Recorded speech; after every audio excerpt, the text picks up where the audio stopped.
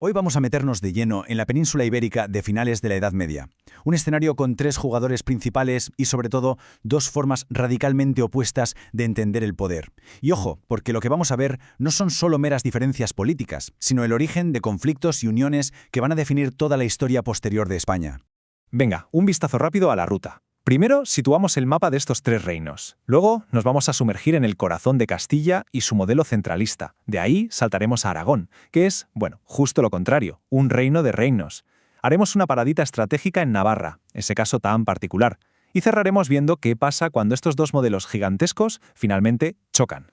A ver, esto es fundamental entenderlo desde ya. A finales de la Edad Media, la península ibérica no es, ni de lejos, un país unificado. Es más bien un mosaico, un puzzle de reinos donde cada pieza juega con sus propias reglas. Y claro, cuando tienes reglas tan distintas conviviendo tan cerca, el choque de visiones sobre cómo se debe gobernar está más que servido. Y aquí lo tenemos. Esto es, básicamente, el meollo de toda la cuestión. Por un lado, el modelo castellano. El poder viene de arriba, del rey, y baja en cascada. Simple, directo, como una pirámide. Y por el otro, el aragonés. Gobernar aquí es sentarse a negociar. Es un pacto constante, un tira y afloja entre el monarca y cada uno de sus reinos. Son dos mundos, dos filosofías que estaban, literalmente, puerta con puerta. Bueno, pues empecemos por el peso pesado, por Castilla. Aquí la historia de los siglos XIV y XV es, en esencia, la de cómo el rey va acumulando cada vez más y más poder. Todo el sistema, todas las instituciones que vamos a ver, están pensadas para una sola cosa: que el monarca mande más. Son sus herramientas de control. Y fijaos en este organigrama, es de manual. Tienes el Consejo Real, que son los que asesoran al rey, su círculo de confianza, luego la audiencia, que imparte justicia, pero ojo, la justicia del rey. La Chancillería es el motor administrativo, la maquinaria que lo mueve todo, y lo más importante, hasta los ayuntamientos, los concejos, acaban siendo controlados desde arriba. Vamos, que todo está atado, y bien atado, para que el poder fluya siempre de arriba hacia abajo. ¿Y las Cortes? ¿Qué pasa con el Parlamento? Bueno, pues aquí está una de las grandes claves del modelo castellano. Las Cortes, que podrían haber sido un contrapeso al poder del rey, se acaban convirtiendo en una institución incómoda, un estorbo. ¿Por qué? Porque al rey no le interesaba tener a nadie que le dijera lo que podía hacer. El resultado es que pierden toda su fuerza, dejan de hacer leyes y se quedan para dos cosas muy concretas: jurar lealtad al heredero y, sobre todo, dar el sí a los impuestos que pedía la corona. Poca cosa.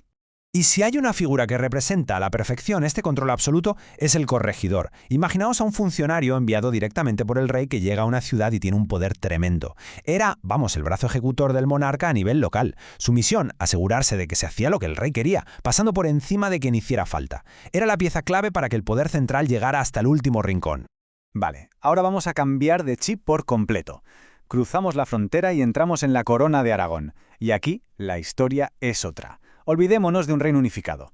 La Corona de Aragón es más bien una federación, una unión de territorios. El Reino de Aragón, el de Valencia, el Principado de Cataluña, cada uno con sus propias leyes, sus instituciones, su forma de funcionar. Estaban unidos por el mismo rey, sí, pero cada uno mantenía lo suyo. Y esto, claro, lo cambia todo. Es que se nota hasta en el nombre de las instituciones. Para empezar, las Cortes, aquí sí que cortan el bacalao, hacen leyes. Luego tienes al virrey, una figura esencial para poder gobernar todos los territorios que tenían por el Mediterráneo. Pero la joya de la corona, la institución que de verdad marca la diferencia y que era única en Europa, es el Justicia Mayor. Atención a esta figura porque es clave. El Justicia Mayor era, para que nos entendamos, el guardián de la ley. Su único trabajo era vigilar que todo el mundo, desde el último ciudadano hasta el mismísimo rey, cumpliera las leyes del reino.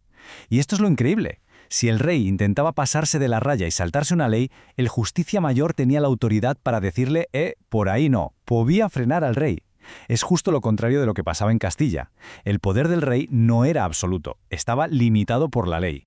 Este cuadro es que no puede ser más claro. Es la noche y el día. Las Cortes de Castilla, cada vez más simbólicas, casi decorativas. Las de Aragón, un parlamento con poder de verdad. En Castilla se reunían para jurar lealtad y soltar la pasta. En Aragón se reunían para defender sus intereses y pactar las leyes con el rey. La diferencia es brutal.